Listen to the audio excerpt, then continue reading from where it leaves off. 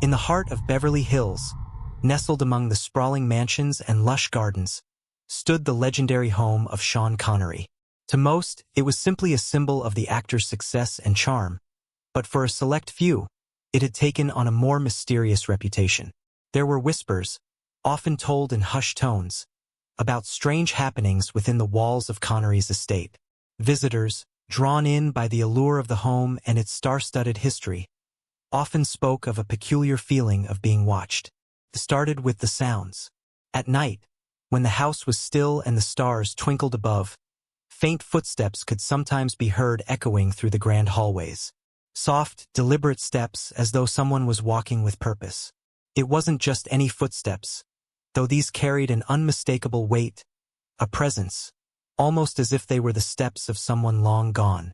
Then there were the voices, deep, rich, and unmistakably Scottish. A thick brogue, familiar to anyone who had seen Sean Connery on screen, could be heard occasionally murmuring through the walls. It wasn't always clear what was being said, but the voice, clear, unmistakable, would echo through the rooms, as if the legendary actor himself were still there, having a quiet conversation. The library, with its vast collection of books and vintage furniture, became the epicenter of these strange occurrences.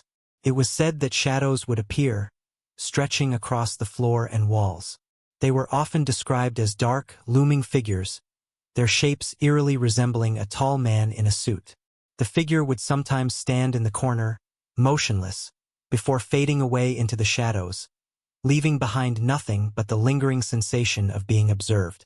A few guests even claimed to have seen the figure more clearly. Some swore that, in the midst of a gathering, they turned to find a man standing by the fireplace, dressed impeccably in a suit. He was always silent, never interacting, and when approached he would simply vanish without a trace. Those who lived in or visited Connery's home could never quite shake the feeling that they weren't alone. It wasn't just the sounds or the shadows, they all seemed to be tied to a certain presence, a spirit that lingered long after Sean Connery had passed. Some believed it was the essence of the man himself, unwilling to leave the place that had meant so much to him, while others speculated that his love for the house and its memories had anchored him there in an unexpected way. Whether it was simply the imagination of those who visited or something more supernatural, one thing remained certain. Sean Connery's Beverly Hills home would forever be a place where footsteps, Scottish voices, and dark shadows roamed through the night. The stories continued to grow as time passed, each retelling adding more layers to the mystery of Sean Connery's Beverly Hills mansion. Those who stayed in the house for extended periods would often speak of a strange unease that settled over the property, especially after sunset. The mansion, with its grandiose architecture and breathtaking views, felt oddly hollow at times, as if, despite the life that had once filled it, something was still missing.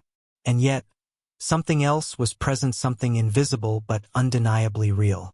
It was one evening in late autumn when the most peculiar event occurred. A writer, struggling to finish a novel, took up residence in the mansion, hoping that the quiet and isolation would spark his creativity. For the first few days, everything was normal, or as normal as it could be. But soon, he began to notice a pattern. The house seemed to come alive at night, as if it had its own pulse, its own rhythm. On the fourth night, while seated at a massive oak desk in the library, the writer found himself distracted by a sudden chill in the air. He stood, shaking off the goosebumps, and moved toward the window. The moonlight bathed the estate in a silver glow, but the landscape felt different, distorted, as if the shadows had thickened unnaturally. Suddenly, the unmistakable sound of footsteps echoed from the hallway just beyond the library. Slow, deliberate, almost too steady. The writer's heart raced as the sound grew louder, closer. He turned, certain that someone was walking toward him. But when he glanced into the hallway, the corridor was empty. His breath quickened, and he could feel the hairs on the back of his neck stand up.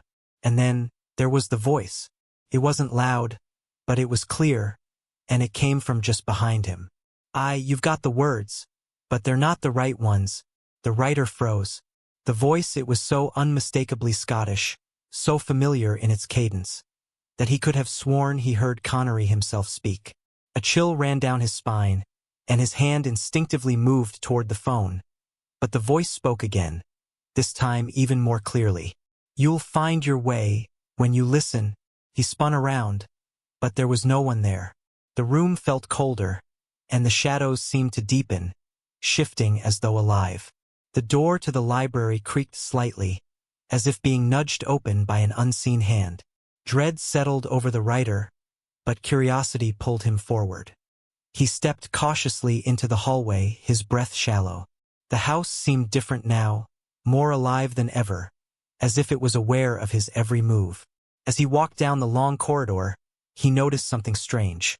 A portrait of Connery hung on the far wall, a picture that had been there when he first arrived.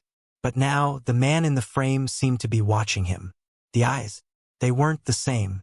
They had a new, more focused intensity, and the slight smile on Connery's face seemed almost knowing. The writer's pulse quickened. He turned away, but as he did, the sound of footsteps started again, this time coming from deeper within the house. They were not the steady steps he'd heard before, no. These were frantic, as if someone or something was desperately trying to get away from something else. The writer's instincts screamed at him to retreat, but his legs moved forward, propelled by a force he couldn't explain. The footsteps grew louder and faster, and as he neared the grand staircase, the door at the end of the hall burst open. A gust of cold wind swept past him, and for the briefest moment, he saw it, a figure standing at the top of the stairs. It was tall, its silhouette dark against the light from the grand chandelier above. The figure wore a suit, but its features were blurred, as if it were somehow out of place in time. Then, in a blink, the figure was gone, disappearing into the shadows above. The writer stumbled backward, his mind racing, heart pounding. He could feel the eyes on him more than just the eyes of the portrait. It felt as though the house itself was alive, and it wanted something from him. His thoughts scattered, and as he turned to flee, he heard the voice again. This time it was louder, clearer right behind him. "You're not alone." He spun around, but no one was there. The mansion, once a symbol of glamour, now felt like a labyrinth of secrets that were waiting to be unraveled. The writer, unable to escape the oppressive atmosphere, felt the weight of it all. The house had a story, and it wasn't just the echoes of a man who had once lived there. It was something far deeper, something older. The question remained, what was it that lingered in the shadows of Sean Connery's home? And who or what was trying to communicate with those who dared to stay too long? The answers, it seemed, were just out of reach. Don't forget to subscribe and like if you liked this story. The following days blurred together for the writer. Despite his initial attempts to leave, he found himself drawn back to the mansion as though something unseen was pulling him in. It was as though the house had woven itself into the fabric of his thoughts, a constant hum in the back of his mind. He couldn't shake the feeling that there were answers waiting for him, if only he could find them. Every night, the footsteps would return, as though they were a rhythm that the house itself thrived on. But now the writer began to notice something else. The shadows, those dark, shifting figures seemed to gather around him, moving ever so slightly, never quite still. They never threatened him, but their presence was unmistakable. It was as if they were watching, waiting for something. One evening, as a storm raged outside, the writer sat in the library again, struggling to focus on his work. The wind howled through the trees outside, but there was another sound that cut through the store, a tapping at the window, soft but persistent. He stood up, heart pounding, and approached the glass, peering out into the inky blackness of the night. First, he saw nothing. But then, through the rain-splattered window, a faint figure appeared in the garden, moving with purpose. It was tall, and it was dressed in a suit, the same silhouette he had seen before. The figure moved slowly, deliberately, as if it was searching for something. The writer's breath caught in his throat. This time, the figure wasn't just a shadow, it was real, solid, walking outside in the rain, as though it didn't even care about the weather. His mind raced. Who was this man? Why did he keep seeing him?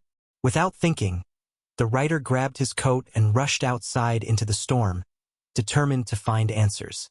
The air was thick with moisture, the sky a churning mass of clouds above. But he didn't care.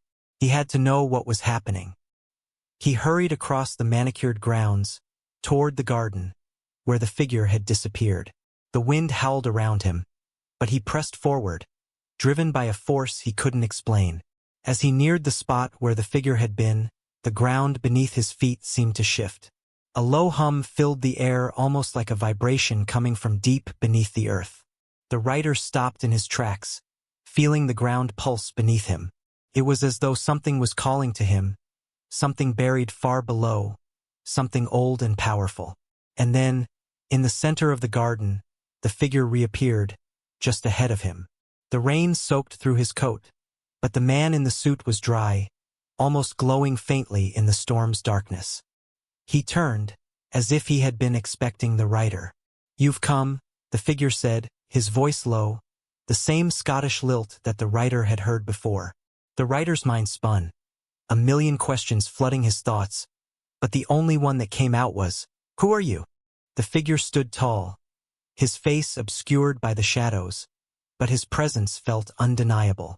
"I was once like you," the figure said cryptically, searching for answers, for a truth that didn't exist anywhere else but here. The wind seemed to die down as the figure spoke, and the rain slowed to a mere drizzle. The world around the rider seemed to narrow, the space between them and the figure growing thick with unspoken words. "I don't understand," the rider stammered, stepping closer. "You will," the figure replied, "when you listen to what the house has to say." Suddenly, the ground beneath the rider's feet shifted again, the earth rumbling faintly. The figure's gaze drifted toward the mansion, and the rider followed his gaze, his heart sinking.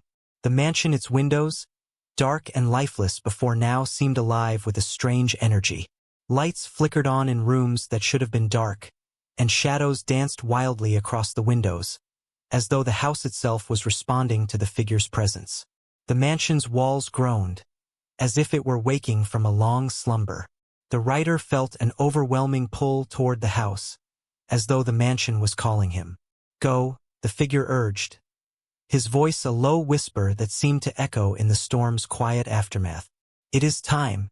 Before the rider could ask another question, the figure vanished, leaving him alone in the garden. The wind picked up again, howling through the trees, and the rider was left with an unsettled feeling, a sense of inevitability that he couldn't shake. Compelled by something he couldn't explain, he turned and made his way back to the mansion, the once comforting walls now looming in the distance like a dark, waiting sentinel. As he crossed the threshold of the front door, the house seemed to swallow him whole, the air thick with anticipation. The silence inside was deafening. But as the rider stepped further into the foyer, something caught his eye, a small object on the floor. It was a silver key, glinting faintly in the dim light. He picked it up, feeling its weight in his hand, and immediately the world around him shifted. A sudden, unexplainable force tugged at his senses, and he felt as though the walls of the mansion were closing in on him. The key, it wasn't just a key. It was a symbol, a key to something hidden deep within the house, something that had been locked away for years. And somewhere in the dark, hidden depths of the mansion, something stirred. The rider stood frozen, the key cold and heavy in his hand. The silence pressed in around him, so thick it was almost suffocating. He turned it over slowly, inspecting every intricate detail, every faint engraving. There was something almost familiar about it, like he had seen it before, though he was certain he hadn't. As he gazed at the key, the air seemed to thrum with energy, almost as though the house itself was alive, reacting to the touch of this object. The house's creaks and groans were no longer random, they were rhythmic, deliberate, as though the walls themselves were breathing. He took a deep breath and, without really thinking, began to move toward the grand staircase. The atmosphere had shifted entirely. The house now felt like a maze of corridors and hidden rooms, places that existed between the walls, waiting to be uncovered. The rider wasn't sure what he was searching for, but somehow, the house was guiding him. The footsteps from earlier, those faint, almost imperceptible echoes returned, this time clearer, more purposeful. They followed him up the staircase, as though someone were walking just behind him, at a slow, deliberate pace. But when he glanced over his shoulder, there was nothing there. The hallway behind him was empty, stretching into darkness. A strange sensation gripped him, a feeling of being watched not by one presence, but many. His heart began to race, the air growing colder, heavier. He reached the second floor, and as he turned the corner, he saw the door at the end of the hall. It was old, its wood worn and cracked, but what made it stand out was the faint glow that surrounded its edges. The key in his hand seemed to pulse with energy, urging him forward.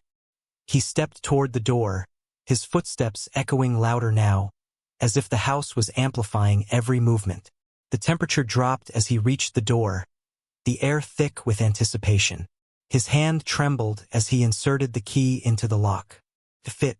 With a soft click, the door creaked open, revealing a room unlike any he had seen in the mansion. It was small, hidden away behind layers of forgotten corridors, almost like a secret place that no one was ever meant to find. The walls were lined with dusty shelves, but they weren't filled with books. No, the shelves were crowded with objects, old photographs, trinkets, and artifacts that seemed far too personal, too intimate for a place that had been untouched for so long. But it was the center of the room that captured his attention. A large, ornate mirror stood against the far wall, its frame intricately carved with symbols the writer couldn't decipher. The glass was clouded, but it wasn't the haze of age. It was as if the reflection within was waiting. The writer felt an almost magnetic pull toward the mirror. He approached slowly, each step bringing him closer to the mysterious reflection that beckoned him forward. As he gazed into the mirror, his heart stopped. For a brief moment, he saw not his own reflection, but a different scene entirely. The room was exactly the same, but there was something wrong about it. The shelves were lined with even more items, worn journals, ancient scrolls, and more photographs. But these weren't just any photographs. They depicted a man, standing in various places within the house. At first, the writer thought it was just an old photo of Connery. But then he saw something else. In every image, there was a shadow, a dark, indistinct figure, lingering just behind Connery, always watching, never seen fully. The shadow moved within the mirror. It seemed to shift, stretching toward the writer as though it was alive, reaching for him. Suddenly, the room seemed to close in around him. The air became thick, charged with an oppressive energy, and the distant sound of footsteps returned. Only this time, they were not just echoing through the house. They were coming closer, drawing near from the hallway. The writer's breath quickened. He turned away from the mirror, heart pounding, but the room felt different now. The shadows on the walls seemed to stretch and twist, forming shapes that were too familiar, too deliberate to be mere tricks of the light. He turned back toward the door, but it wasn't the same. The door frame had begun to distort, bending at unnatural angles as though it were melting, the walls pulsating with a strange rhythm. The house was alive, shifting, bending around him. The key, still clutched tightly in his hand, felt as though it had changed, the metal warmer now, almost like it had absorbed the energy of the house itself. Then, as the footsteps grew louder, a voice whispered from the depths of the room. "You shouldn't have come." It was Connery's voice, unmistakable, but there was something wrong with it. It wasn't the calm, smooth tones of the actor. It was jagged, distorted, as if something dark had taken hold of it. The writer's instincts screamed at him to run, but his body refused to move. His gaze was locked on the mirror, on the reflection that had begun to change again. The shadow in the mirror was no longer lingering behind the figure of Connery. No, it had stepped forward, becoming clearer, more defined. It was tall, far too tall, with long, outstretched arms and a face, if it could be called that, shrouded in darkness. Its eyes gleamed, and they were focused directly on the writer. The writer's mouth went dry. He turned toward the door again, but this time, it was completely gone. There was no escape. The walls had closed in, and the only thing left was the mirror and the shadow that was now stepping toward him from within. "You were never meant to leave," the voice repeated, now echoing all around him, reverberating through the very foundation of the house. In that moment, he understood. The mansion was not simply a home. It was a prison. a place where the past lingered, trapped, waiting for those who dared to disturb its secrets. And now it was too late for him to turn back. The writer's pulse raced as the shadow reached out from the mirror, its dark tendrils brushing against the air. A sudden cold swept over him, like the very essence of the house was seeping into his bones. He tried to scream, but no sound escaped his lips. The room spun and his vision blurred. The shadow's gaze locked with his, and in that instant, he felt a deep, undeniable connection as though the shadow was him, and he was it. The house groaned around him, the walls seeming to close in tighter, as if the mansion itself was devouring him. But then, just as the shadow's cold touch brushed against his skin, the mirror flickered. In a flash, the reflection distorted Connery's face appeared, not as a figure of the past, but as a man caught between two worlds. His eyes met the writer's with a look of warning, a silent plea. The writer collapsed to his knees, clutching the key in his hand, which now burned with an intense heat. The house began to tremble, its foundation shaking as if something long buried was stirring, awakening. And then, as quickly as it had all begun, the darkness receded. The storm outside subsided, the wind died down, and the house fell silent once again. The writer found himself standing in the empty hallway, breath ragged, heart pounding. The key had disappeared from his hand, and the door to the hidden room was gone, just another forgotten part of the mansion, lost to time. He stumbled out of the house, into the cold night air, the world outside feeling oddly distant, like he had just awoken from a dream. But the weight of what had happened still lingered, the house's secrets forever imprinted in his mind. And somewhere, deep within the walls of Sean Connery's mansion, the shadows continued to watch, waiting for the next soul brave or foolish enough to uncover their truth. Don't forget to subscribe and like if you liked this story.